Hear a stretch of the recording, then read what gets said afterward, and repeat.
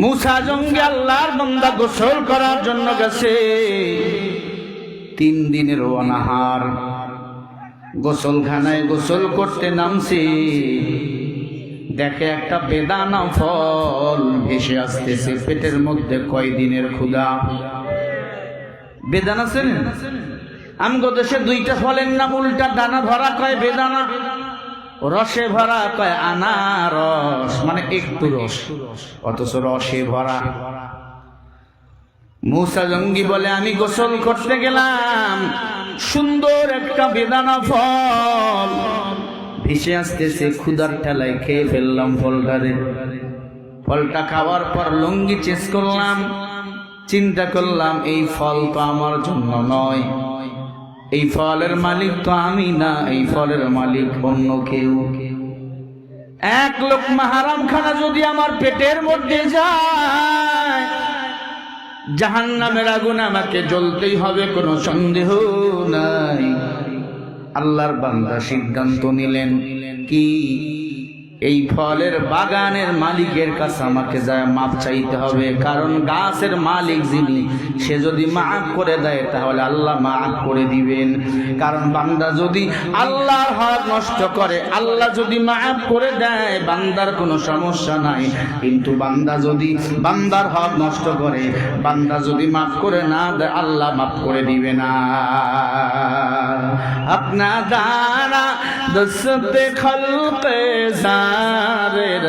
নসতে ইমা নসরতে দিল দাখলা। ও আল্লাহর বান্দা, আল্লাহর বান্দা এবার রাস্তা দিয়ে হাঁটা শুরু করলেন।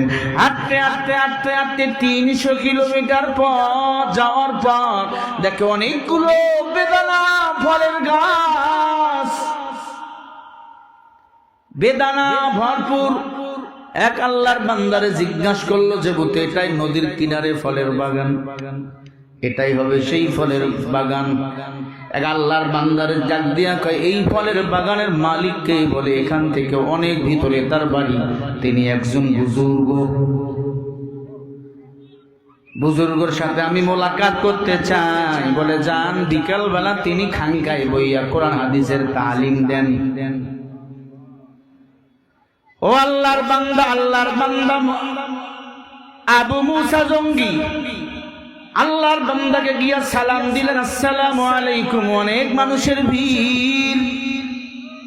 আল্লাহর বান্দা সালাম দেওয়ার কারণে আল্লাহর বান্দা ডাক দিয়ে বলে, কে তুমি বাবা? বলে আনা মুসা জঙ্গি। কোথায় তোমার বাড়ি? বলে আমার বাড়ি বাগদাদ। ইন্না লিল্লাহ, বাগদাদ থেকে তুমি ইরাকের কায়রো শহর পর্যন্ত আসছো, 350 কিলোমিটারের পথ। আল্লাহু আকবার বল। কেন আসছো? কয় হযরত, আমি 3 দিনের অনাহার, আমার পেটে কোনো খানা নেই, আমি ক্ষুধার্ত, খাওয়ার মতো কিছুই নাই। আমি একজন নামাজি বান্দা, 5 ওয়াক্ত পড়ি, তাহাজ্জুদ পড়ি, আউয়াবিন পড়ি, ইশরাক পড়ি। আল্লাহু আকবার বলেন। আমি চুরিও করতে পারি না, কারণ হারাম খানা যদি পেটে যায় ইবাদত কবুল হবে না। একটা আপনার বাগানের ফল ভেসে যাইতেছিল, আমি ক্ষুধার তাড়না সহ্য করতে না পেরে খেয়ে ফেলেছি হযরত। এই জন্য আপনার কাছে আমি মাফ চাইতে আসছি হযরত, আপনি আমাকে মাফ করে দেন। তাহলে যদি মাফ না করেন আমার নামাজ রোজা কিছুই কবুল হবে না। ইয়া ইলাহি तू मेरा माबूद है, या इलाही तू मेरा माशूक है। अल्लाह बोले वकज़ालिका औहयना इलैका रूहन मिन अमरिना मा कुन्ता तदरी माल किताब वलाल ईमान। जोरे बोलें ना, हे नबी আপনি জানেন না কিতাব কি, আপনি জানেন না ঈমান কি। আলাল ঈমান ওয়ালাকিন জাআলনাহু নূরান নাহদি বিহি মান নাশাউ মিন ইবাদিনা। আপনি জানেন না নূর কি, আপনি জানেন না ইলম কি। আল্লাহু আকবার, জোরে বলেন। এই ছাত্র, এই পাগলা, কষ্ট হচ্ছে আপনাদের? কেউ যেন না ওঠে। আচ্ছা আমি কি গাঁজাখুরি কথা বলতেছি না গান বলবো? কণ্ঠ তো কম ভালো না। হ্যাঁ ছাত্ররা তোমরা মাদ্রাসা থেকে আসো কেন? আমি 12টাই ছেড়ে দেবো আপনাদের ইনশাআল্লাহ। বলেন জোরে বলেন না, না তার আগেই ছেড়ে দেবো। আল্লাহ পাক বলেন নবী আপনি জানেন না এলেম কি? এলেমের খবর বলেন তো কার কাছে? জোরে বলেন। এলেম সিনায় দান করেন কে? নূরান নাহদি বিহি মান নাশাউ মিন ইবাদিনা ওয়া ইন্নাকা লাতাহদি ইলা সিরাতিম মুস্তাকিম। হে নবী আমি আল্লাহ যাকে ইচ্ছা করি ইহদিনাস সিরাতাল মুস্তাকিমের পথে পরিচালনা করি। আল্লাহু আকবার। আতিনা ফি দার দুনিয়া না হাসান আতিনা ফি দার ইয়াকবানা হাসান ইয়া গয়াসাল মুস্তাগীসিন হাদিনা লফদি খারা বিল উলুমি ওয়াল গিনা হর গরিব মে বেনে তু তো यार है जो न मंगे उस तू बेजार है। এ নবী আমি আল্লাহ যাকে ইচ্ছা করি ইহদিনাস সিরাতাল মুস্তাকিমের পথে পরিচালনা করি। এই যে কোরআন শুনতে আসছেন এটা কিসের পথ? ইহদিনাস সিরাতাল মুস্তাকিমের পথ, জান্নাতে যাওয়ার রাস্তা একটা, ঠিক না? আল্লাহ বলেন ওয়াল্লাযীনা জাহাদু ফীনা লানাহদিয়ান্নাহুম সুবুলানা ওয়া ইন্নাল্লাহা লামাআল মুহসিনিন।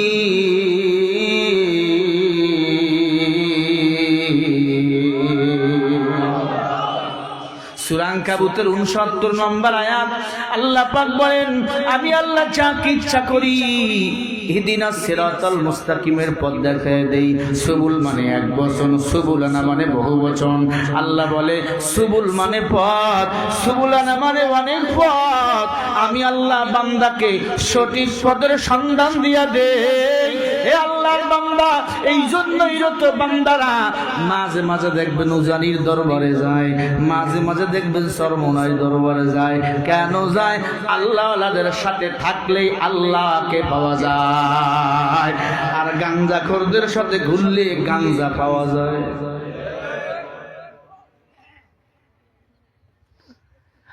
আল্লাহর ওলি ডাক দিয়া কাও বাবা বাগদাদ থেকে এখানে আইসো একটা ফল খাওয়ার কারণে, তাও 3 দিনের অনাহার। বলে হা। ডাক দিয়া কয় বাবা মাগরিবের নামাজ জামাত হবে এখন শুরু, একটু পরে আমার সাথে মোলাকাত করো।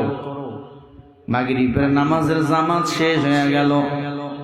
ডাক দিয়া কয় বাবা আমার সাথে একটু নাস্তা করো। আগে মাফ করেন। আল্লাহর ওলি চিন্তা করে মাফ করতে পারি, রাতের বেলা তুমি আমার সাথে খানা খাইবা। আল্লাহওয়ালার কাছে গেলে আল্লাহওয়ালার সহবত পাওয়া যায়। এশার নামাজের ইমাম সাহেব ছুটিতে, আবু মুসা জঙ্গি ছিল কোরআনের হাফিজ, সিনার মধ্যে আল্লাহর ভয়। ইয়া আইয়ুহাল্লাযীনা আমানুত্তাকুল্লাহ, আল্লাহকে আমাকে ভয় কর। কোরআনের হাফেজরা কাকে ভয় করে? বলো বলো বলো কাকে ভয় করে? আল্লাহকে ভয় করার কারণে 8,000 টাকায় মাদ্রাসায় চাকরি করে, বেতন কম, এরপরেও মাদ্রাসা নষ্ট কাজা করে না। ইনশাআল্লাহ 8,000 টাকার মধ্যে 80,000 টাকার বরকত ঢুকাইয়া দেন আমার আল্লাহ। এল মেরা জাযে গরদন বেসা মেরা দান সায়া বে বাসায়া। আমাদের বেতন কম, দায়িত্ব বেশি। সভাপতির এক ধমক, কেশিয়ার আর এক ধমক। হ্যাঁ, এই ধমকে পার করে নিয়ে যায়। অনেক হাফেজ সাহেবের বেতন 9 মাস বাকি। কথা বল না। আবার যদি এলাকায় কেউ মহিলা মাদ্রাসা দেয়, পুরুষ মাদ্রাসা দেয়, গেলেই কয় ব্যবসা শুরু করছে। আছে আছে, তোর কপালে জুতার বাড়ি মারা দরকার 53টা। বেটা, এই মাদ্রাসা তোকে আল্লাহ পাকের আযাব গজব থেকে রক্ষা করে। কথা কোন না কেন? কষ্ট হইতেছে।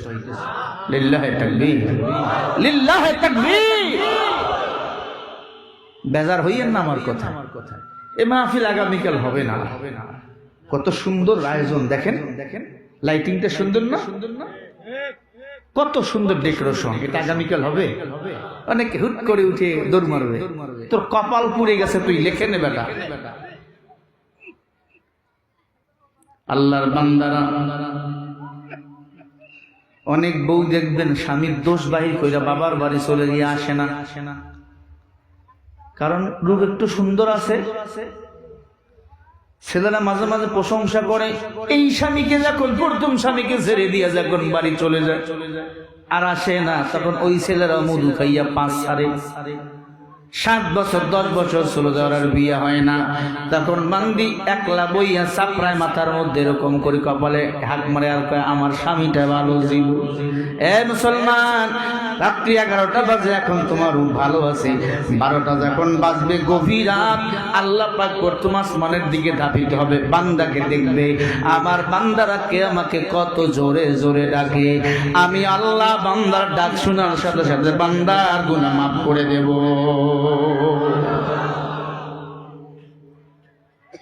যারা গুনাহগার বসে থাকেন, আর যারা বুজুর্গ, যান বুজুর্গ, একটা বেদানা ফল খাওয়ার কারণে 350 কিলোমিটার পাড়ি দিয়ে গেছে মালিকের বাড়ি। মুসলমান কারে কয় দেখো, আর তুমি আমি হাজি সাহেব, মাথায় টুপি, মালকাসা পইরা, অন্যের জমিনের আইল, কেউ চাকরি কাটে, আছে না নাই?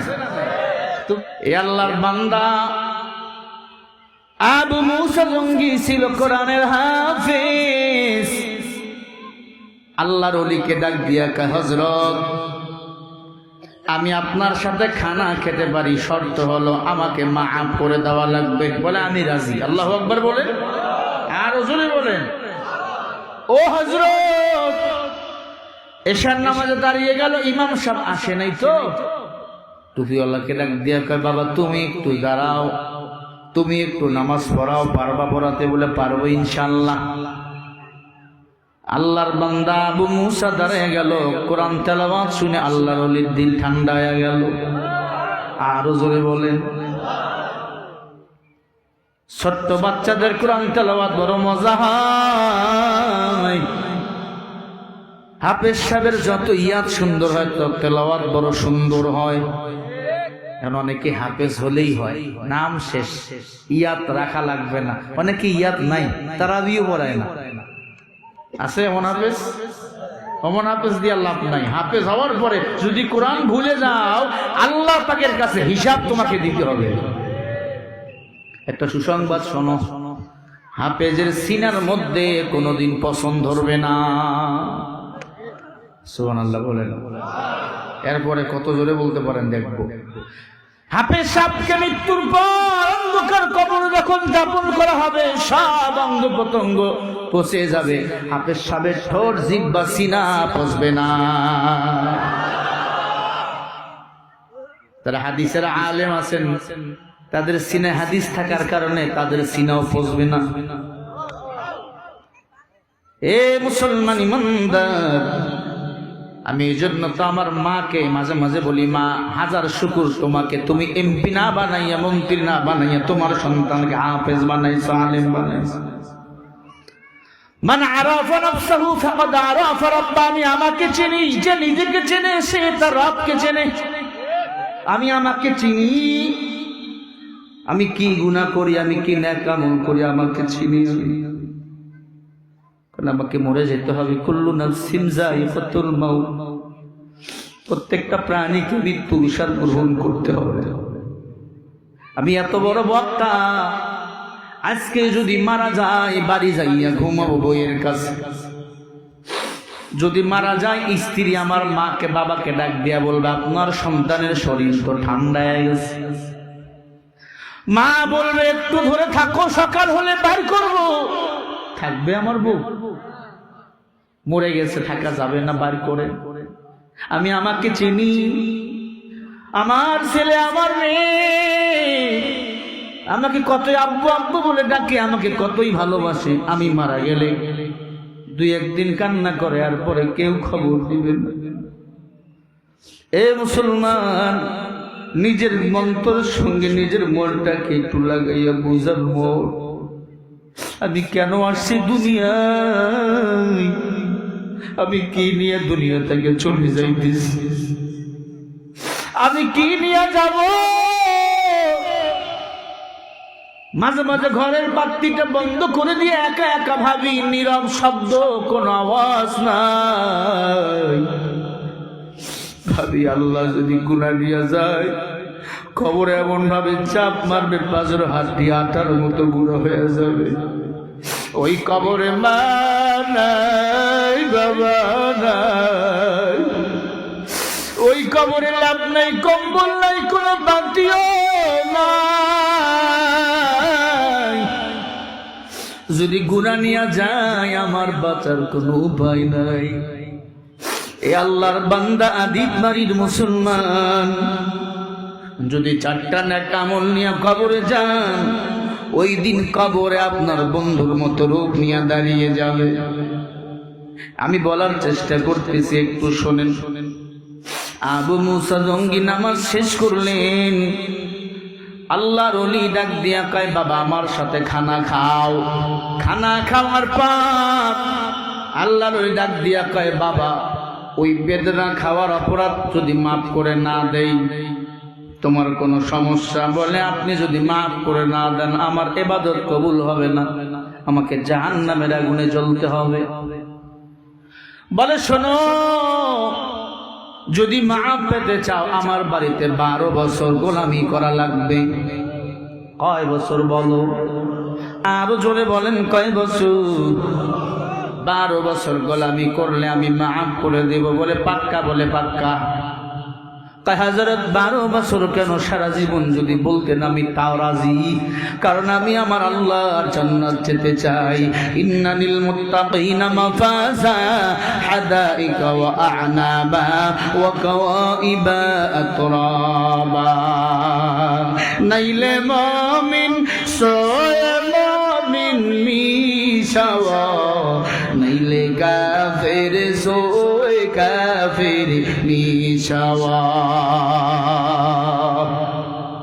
হাদিসের মধ্যে আসছে, আল্লাহর বান্দা, ইতিহাসের কিতাবে লেখা 12 বছর গত হওয়ার পর আল্লাহর ওলিকে গিয়া বলে, হযরত আমার তো 12 বছর হয়ে গেল। বলে, আলহামদুলিল্লাহ, আমি তোমাকে মাফ করতে পারি, আরো একটা শর্ত আছে। কি? বলে, আমার একটা মেয়ে আছে, তাকে তোমার বিয়ে করা লাগবে। আল্লাহু আকবার বলে। মেয়ে আছে, বিয়ে করা লাগবে মানে?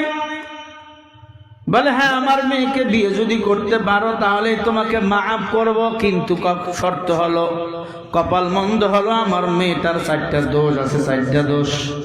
কয়টা? 1 নাম্বার দোষ, আমার মেয়েটা অন্ধ, চোখ দিয়ে কিছুই দেখে না। 2 নম্বর আর দোষ, আমার মেয়েটা ল্যাংড়া লুলা, চলতে পারে না, ফিরতে পারে না। 3 নম্বর দোষ, আমার মেয়েটা বোবা, কিছুই বলতে পারে না। 4 নম্বর খুদ হলো, আমার মেয়েটা গুটগুটে কালো, মহিষের মতো কালো, দেখতে সুন্দর নয়। আবু মুসা জঙ্গি বলে, হযরত, আপনার মেয়েকে আমি বিবাহ করতে রাজি, যদি আপনি আমাকে ক্ষমা করে দেন। সুবহানাল্লাহ বলেন, আরো জোরে বলেন। আমি কি ঘটনাটা বলবো? সেদিন আসছিলাম আমিনা বাজারে, একটা গুই সাহেবের ওয়াজ বাকি রাখছিলাম। ওই দিকে শ্রোতা আছে কেহ? ওই দিনের কেউ? কে কে আসো? শেষ করি নাই সেদিন? করি নাই, আজকে করবো ইনশাআল্লাহ। আজকে শেষ করবো ওটা? বলেন না ইনশাআল্লাহ? ইনশাআল্লাহ বলতে কষ্ট হয়। আল্লাহর বান্দারা বিবাহ প্যান্ডেল সাজাইলেন, অনেক বড় আয়োজন, একমাত্র মেয়ের বিয়ে, কিন্তু যুবকের মনটা একটু ভার ভার। কেন? বউ যদি বোবা হয়, বউ যদি অন্ধ হয়, বউ যদি কালো হয়, বউ যদি ল্যাংড়া লুলা হয়, কার ভালো লাগে বল? এ মুসলমান ইমানদার, আল্লাহর বান্দার দিলের মধ্যে কার ভয়? ইল্লা ওয়া আনতুম মুসলিমুন, মুসলমান না হইয়া মরিও না। বান্দা যদি বান্দার হক নষ্ট করে মরে যায়, সে মুসলমান নয়, সে জালেম। সে কি? জোরে কয় না, সে জালেম। এই যে আজকে আমি আসতেছি, রওনা দিয়েছি, গাইবান্ধা গোবিন্দগঞ্জ একটা জায়গা আছে, পার হতে আমার 1.5 ঘন্টা লাগছে। 1 কিলো আসতে কি হুন্ডার খালি সোনাম। কি ভাই কি হইছে? কয় জানেন না, আওয়ামী লীগ মনোনয়ন দিছে আবুল কালাম আজাদকে, এই জন্য তার সঙ্গে দেখা করার জন্য যাচ্ছে। এত হুন্ডা, এত সোডাম, আমার গাড়িকে ছাড় দিবে দূরের কথা, আমার গাড়ির সামনে আরো বেশি নাচানাচি করে। যখন এই গাড়ির মধ্যে লেখা শরীফুল ইসলাম, এটা বক্তা, এটা তো বাতিলের সাথে কখনো আপোষ করে না, বেশি নাচানাচি গুদাগুদি। আমি তখন চিন্তা করলাম, আল্লাহ, এতটুকু থানার একজন এমপি হবে, এরপরে এই লাফালাফি।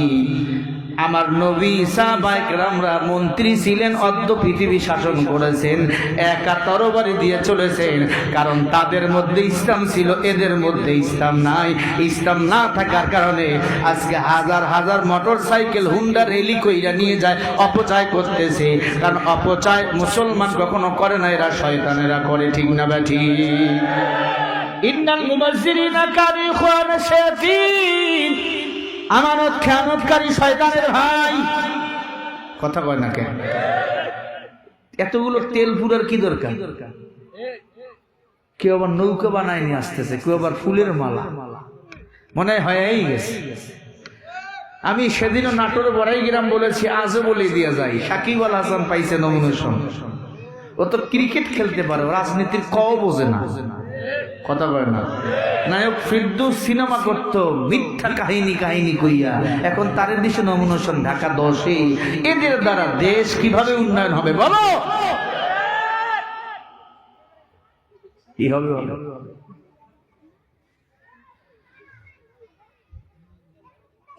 এ কথা বলবেন আপনি খারাপ। এরা যদি মুসলমান হয়তো, দিলে যদি আল্লাহর ভয় থাকতো, সবাইকে বলতো না, একা আসতো, এরপরে ঘুমাতো। কথা বল না কেন? এখন নমিনেশন পেপারের বদলতে, প্রার্থীর বদলতে বাংলাদেশে এখন ব্যবসা হইতেছে, ব্যবসা। আলহামদুলিল্লাহ, ওলামায়ে কেরাম দেখাই দিয়েছে। এই যে আমাদের এমপি প্রার্থী এসে বসে আছে, ওনাদের সময়ের মূল্য নাই, ওনাদের বউ বাচ্চা নাই, সময়টা দিতেছেন কার জন্য? মানে আল্লাহর জন্য। আল্লাহর জন্য যে সময় দিবে, তাকেই ভোটটা দিবে। এবার যেখানে সেখানে ভোট দেবো না ভাই, ভোট দেবো ভাই সেইখানেতে, যাতে আল্লাহ রাজি হয়, যাতে রসুল খুশি হয়। এবার যেখানে সেখানে ভোট দেবো না ভাই। রাজি আছি তো ইনশাল্লাহ? পরিবেশ হলে পিসা বুঝু যাবে, না হয় যাবে না। এক দফা এক দাবি, ম্যাডাম তুই কবে যাবি? এটাই আমগো মূল স্লোগান। পিসা বুজুরকে আমি ওয়েলকাম জানিয়েছি, কারণ যারা পিসনায়েবে আমি রক্ত ঝরিয়েছে, রক্তের বদলা নিতে হবে। কথা বলো কেন? রক্ত এমনি এমনি আসে নাই বেটা। সেদিন ঢাকা প্রেস ক্লাবের হুজুরকে বলেছে, যদি যান পরিবেশ ভোলার মধ্যে, তাহলে জাতীয় পার্টির মতো আমাদেরও অবস্থা হবে। আমাদের রাজনীতি জনগণের জন্য, দেশের মানুষের জন্য, নিজের স্বার্থের জন্য নয়।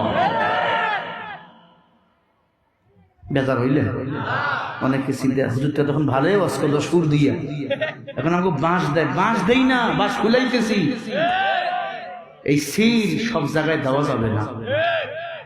আল্লাহ বলেন ফাআনজাইনাহু ওয়া আহলাহু ইল্লা ইমরাআতাহু কানাত মিনাল গাবিরিন।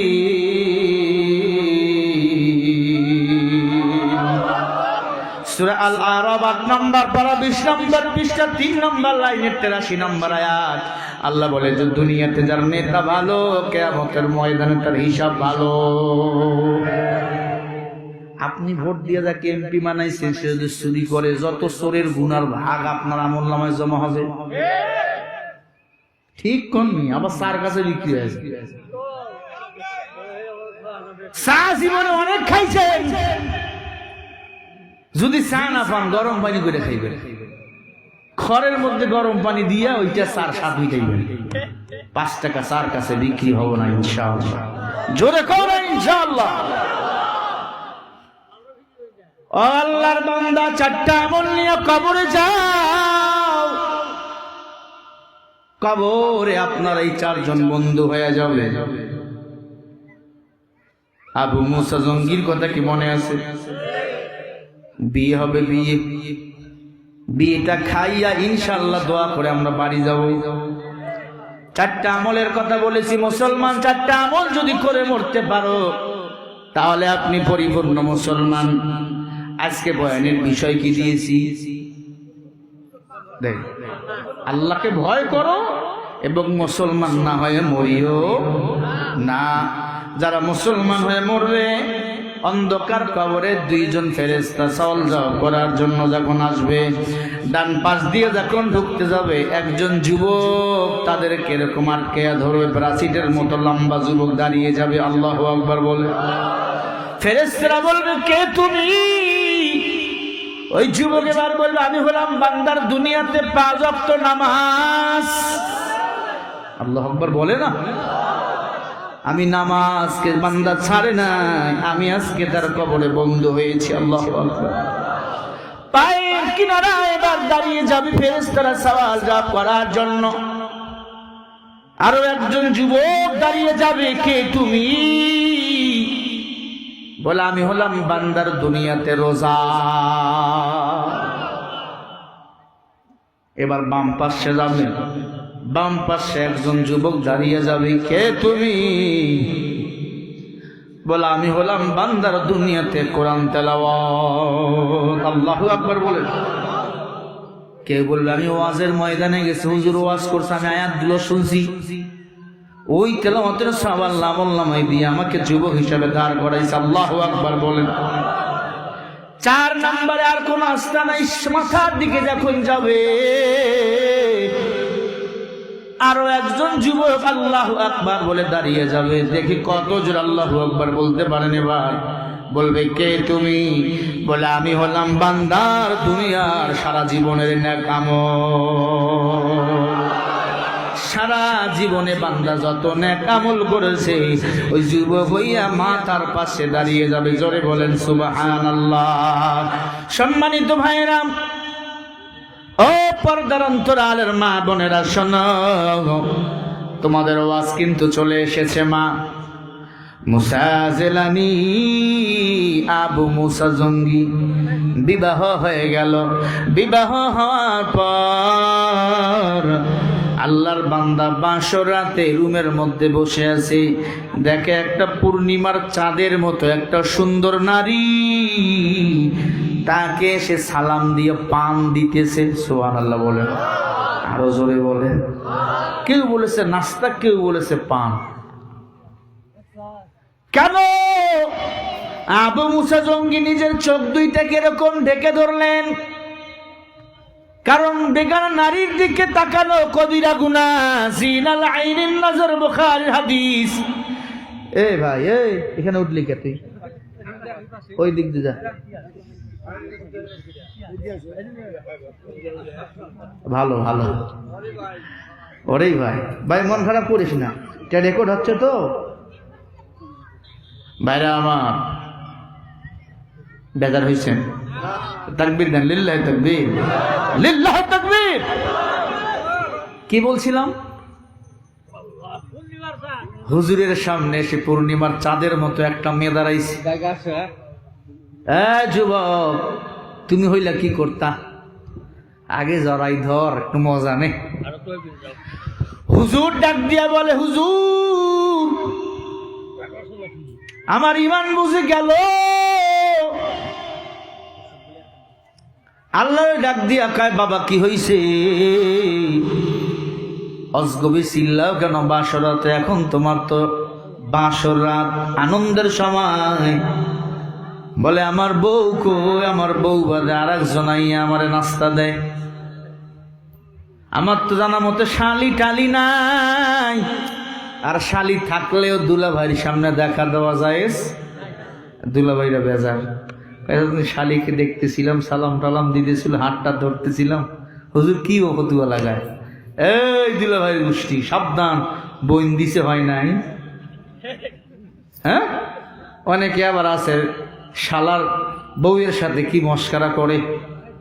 হ্যাঁ, শালার বিয়ে হবে, দুলাভাই আগে দেখবে। খবরদার ও শালার গোষ্ঠী, দুলাভাইয়ের গোষ্ঠী গিলাই। দুলাভাই আমার বউ দেখবে কেন? আমার বোন দেখবে, আমি দেখবো আমার বউ। কথা কয় না। অনেকে আবার বিয়ে করার সময় কোলবালিশ নিয়ে যায় দুইটা, একটা একটা দুইটা, মানে কেরামান কাতেবিন দুইজন আছে না? নাই, সব কুফুরি। যার সঙ্গে দেখা দেওয়া যায় না, ইচ্ছা করে যদি দেখা দেন ৭৪,০০০ বছর জাহান্নামের আগুনে জ্বলতে হবে। মায়েরা ও পুরুষের দল, আপনারও যাদের সঙ্গে দেখা দেওয়া যায় নাই, দেখা দিলে ৭৪,০০০ বছর জাহান্নামের আগুনে জ্বলতে হবে। জাহান্নামের আগুনকে ভয় করো, ভয়। আবু মুসা জঙ্গি ডাক দিয়া কয়, বাঁচাও। আল্লাহর ওলি ডাক দিয়ে কয়, ও বাবা গো, ওটাই তোমার বিবি, আমার মেয়ে ফাতেমা। আল্লাহু আকবার বলে না? কয় এত বড় সুন্দরী মাইয়ার যোগ্য আমি? আপনি না বললেন আপনার মেয়ের 4টা খুদ, 1 নম্বরে কানা, 2 নম্বরে বোবা, 3 নম্বরে লুলা, 4 নম্বরে বোবা। বাবা তুমি আমার বাড়িতে গোলামি করেছো কয় বছর? কয় 12 বছর। দেখছো নি তুমি আমার মেয়েকে কোনোদিন তোমার চোখ দিয়া? কয় না। বলে আমার মেয়েও দুনিয়ার কোনো কিছু চোখ দিয়া দেখে নাই, আল্লাহর কোরআন ছাড়া, নবীর হাদিস ছাড়া। এজন্য বলেছিলাম কানা। আর এখনকার সমাজের মেয়েরা যদি একটু সুন্দর হয়, 40টা ছেলেরে পিছন পিছন ঘুরায়। এর কাছে মোবাইল নেই, এই কথা কয় না কেন? এর কাছে 3 পিস নেই। এখন 3 পিসের দিন নাই, কয় বিকাশ কর। আছে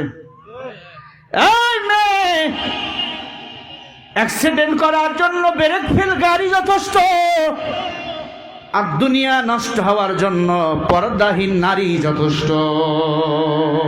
আল্লাহ তুমি আমাদের বেপর্দা নারী থেকে হেফাজত করো। রাজার দোষে রাজ্য নষ্ট, প্রজা কষ্ট পায়। নারীর দোষে সংসার নষ্ট, শান্তি নাই ধরা। এ আল্লাহর বান্দা বলে, হুজুর বুঝলাম 2 নম্বর যে বললেন বোবা। বলে আমার এই মেয়ে কোনোদিন আওয়াজ সুযোগ করে না। বলে আমার এই মেয়ে জবান দিয়া আলতু ফালতু কুবাক্য কখনো বলে নাই। আল্লাহু আকবার। 3 নম্বরে বললেন যে লুলা। কয় দুনিয়ার মেয়েরা এখানে যায় সেখানে যায়, আছে না? ওরে বাবা, যেই মেয়ে একবার শহর ঢুকছে আর শহরের মজা যদি ওর গায়ে লাগছে, ওরে আর কেডা বায়? হ্যাঁ। 4 নম্বরে আপনি যে বললেন কালো, ডাক দিয়ে বলে আমি এই জন্য বলেছিলাম কালো। অন্ধকার ঘরের মধ্যে থাকতো আমার মাইয়াটা, দুনিয়ার কোন বেগানা পুরুষের দিক তাকায় নাই, তাকায় নাই। কোন যুবক আমার মেয়ের ছায়া পর্যন্ত দেখে নাই। বলেন না সুবহানাল্লাহ। ও গো মা তুমি এই পৃথিবীর শ্রেষ্ঠ নেয়ামত, তোমারই পদতলে রয়েছে জান্নাত। এই পৃথিবী থাকতো মাগো ফুল পাখিহীন, এই পৃথিবী থাকতো মায়া মহীন, যদি না পেত তোমার মায়ারি হার, যদি না পেত তোমার মায়ারি হার, ও গো মা।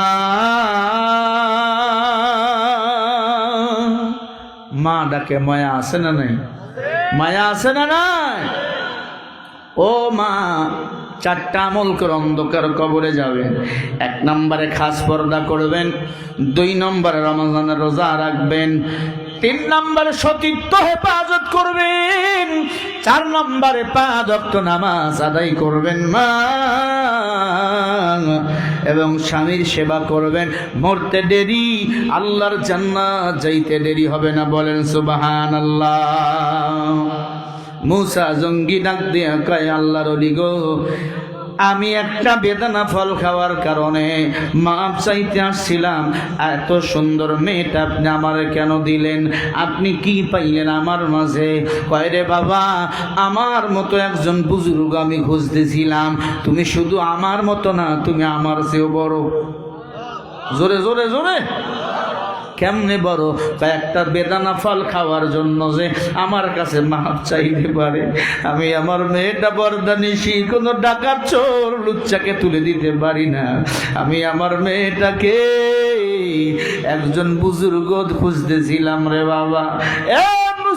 মুসা জঙ্গি রে, ওরে আবু মুসা জঙ্গি, জানো আমার এই মেয়েটা জবানে মিথ্যা বলে না, বেপরদায় চলে নাই, হারাম খানা খাই নাই। মুসা জঙ্গি কিছুদিন পরে বলে, বাবা আমি আমার স্ত্রীকে বাগদাদে নিয়ে যেতে চাই। বাগদাদে নিয়ে আসলেন, 1 বছর পরে একটা পুত্র সন্তান জন্মগ্রহণ করলেন, তার নাম রাখলেন আব্দুল কাদের জিলানী রহমাতুল্লাহি আলাইহি। আল্লাহু আকবার। জোরে বলেন, আরো জোরে বলেন। আরো বলবো? মুসা জিলানীর সন্তান আব্দুল কাদের জিলানী, বাবা ইন্তেকাল হয়ে গেল, মা সন্তানকে বাগদাদে একটা মাদ্রাসায় ভর্তি করে দিল। ভর্তি হওয়ার পর আগে নৌকায় চলাচল করতে, এখনো নৌকা আছে না? নৌকায় চলাচল করত, নৌকার মধ্যে যাইতেছে, মা চামড়ার ব্যাগের মধ্যে অনেকগুলো টাকা দিছে। আগের ডাকাতি হইতো, এখনো ডাকাতি হয় কিনা? হ্যাঁ, মাঝে মাঝে আইয়া কয়, কি আছে দে। হ্যাঁ, ডাকাতের দল সবাইকে অ্যাটাক করেছে, কি আছে দাও। আব্দুল কাদের জিলানীর উপরের পকেটে কয়েকটা খুচরা টাকা ছিল, তারা নিয়ে আনিস। যাইতেছে, হঠাৎ করে আব্দুল কাদের জিলানী 6 বছরের বাচ্চা ডাক দিয়ে কয়, বাবা আসো এদিকে। কি? কয়, তোমরা তুফুরের গুলা নিলা, নিচের গুলা নিলা না? কোথায় আছে আরো? কয়, এই যে দেখো চামড়ার প্যাকেটটা আছে, এই চামড়ার ব্যাগটার মধ্যে মা টাকা দিয়ে সেলাই করে দিছে। আমি মাদ্রাসা যাইতেছি, ওখানে নাস্তা খাবো। ডাকাতের দল ডাক দিয়া কয়, কে তুমি বলো?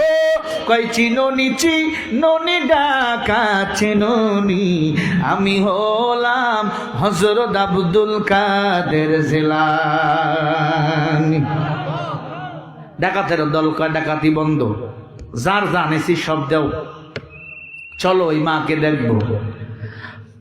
বাড়ির দরজা আওয়াজ, আসসালামু আলাইকুম ওয়া রাহমাতুল্লাহ। মা গো, ও মা, আপনি কি আব্দুল কাদের জিলানীর মা? মা বলে, হ্যাঁ।